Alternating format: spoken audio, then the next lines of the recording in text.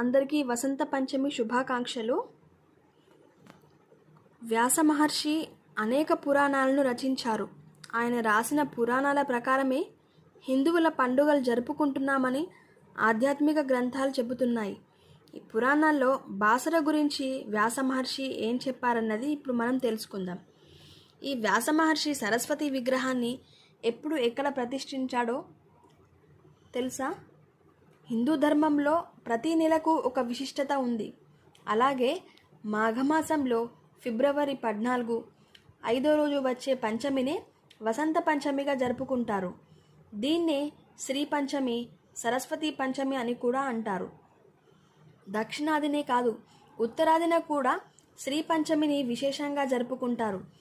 మాఘమాసంలో పంచమి రోజే బాసరలో వ్యాస మహర్షి ఇసుకతో అమ్మవారిని ప్రతిష్ఠించాడని చెబుతారు.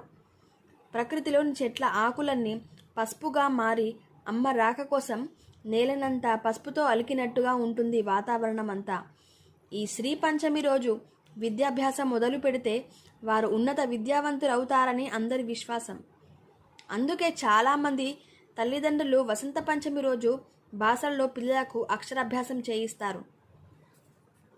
బ్రహ్మాండ పురాణంలో సైతం బాసర స్థల మహాత్యం ప్రస్తావన ఉంది. అందులో ప్రముఖంగా వినిపించే కథ వ్యాసుడిది. కురుక్షేత్ర సంగ్రామంతో మనసు చలించిపోయిన వ్యాసుల వారు ప్రశాంతంగా తపస్సుని ఆచరించేందుకు గోదావరి తీరంలో మధ్య భాగమైన బాసరకు చేరుకున్నారట. ఇక్కడి గోదావరిలో స్నానమాచరిస్తుండగా వ్యాసుల వారికి సరస్వతి సాక్షాత్కరించి ఇసుకతో తన విగ్రహాన్ని రూపొందించమని చెప్పిందట. అమ్మవారి ఆజ్ఞ మేరకు వ్యాసుల వారు రోజు పిడికెడు మట్టిని తీసుకొని నిదానంగా ఓ విగ్రహాన్ని రూపొందించారు. ఇదే ఇప్పుడు కనిపించే మూల విరాట్టు అని చెబుతారు. ఆ మూల విరాట్టుకి నిత్యము పసుపు రాస్తూ సరికొత్త రూపుని భక్తులు దర్శించుకునేలా చేస్తున్నారు పూజారులు.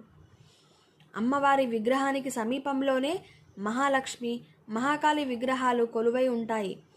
ఇలా ముగ్గురమ్మలు ఓ చోట కొలువై ఉండటం కూడా చాలా అరుదుగా కనిపిస్తుంది. ఈ ఆలయంలోని విగ్రహం వ్యాసుల వారి చేతిలో రూపొందింది కనుక ఈ ప్రదేశానికి వ్యాసర అన్న పేరు ఉండేది. అలా అలా రూపాంతరం చెందుతూ వ్యాసర కాస్త బాసరాగా మారింది. అంత మహిమగల క్షేత్రంలో వ్యాసుడు ఇసుకతో అమ్మవారిని ప్రతిష్ఠించిన వసంత పంచమి రోజున పిల్లలకు ఇక్కడ అక్షరాభ్యాసం కనుక చేస్తే వారి విద్యకు ఢోకా ఉండదని అందరి నమ్మకం. సాధారణంగా దేవతల చేతుల్లో ఆయుధాలు ఉంటాయి, కానీ సరస్వతీదేవి రూపులో ఎక్కడా ఆయుధాలు కనిపించవు.